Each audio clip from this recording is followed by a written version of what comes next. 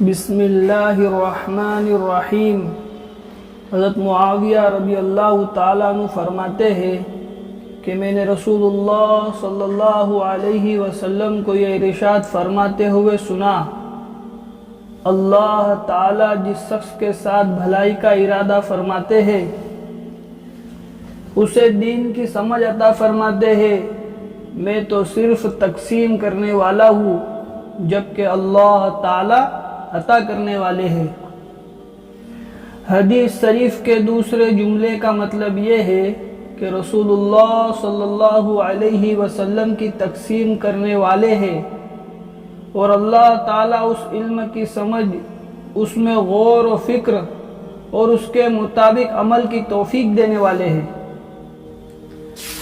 حضرت ابن عباس رضی اللہ تعالیٰ عنہ فرماتے ہیں کہ ایک مرتبہ رسول اللہ صلی اللہ علیہ وسلم نے مجھے اپنے سینے سے لگایا اور یہ دعا دی، یا اللہ اسے قرآن کا علم عطا فرما دیجئے۔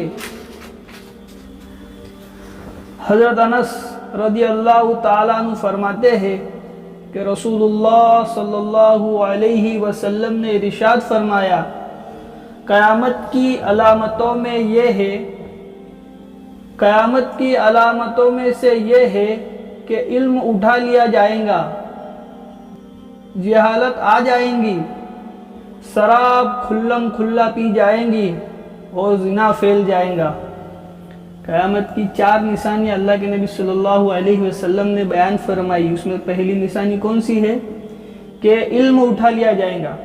نمبر 1 پر علم اٹھا لیا جائے گا، نمبر 2 پر جہالت عام ہو جائیں گی، نمبر 3 شراب کھلم کھلا پی جائیں گی اور نمبر 4 پر زنا پھیل جائیں گا۔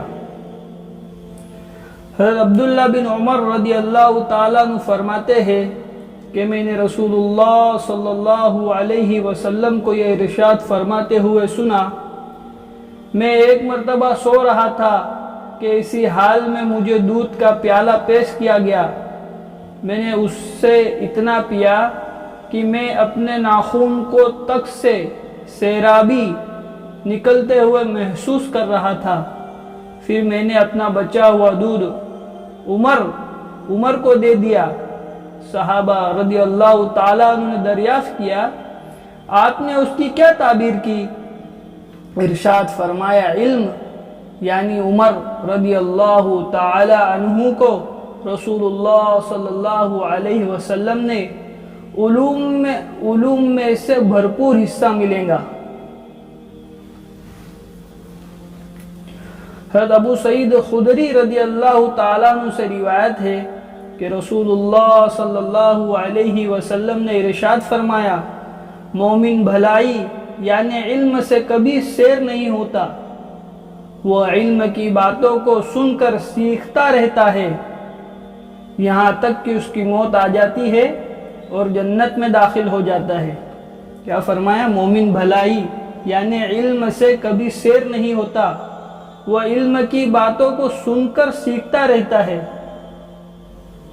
اور یہاں تک کہ اسے موت آ جاتی ہے اور وہ جنت میں داخل ہو جاتا ہے۔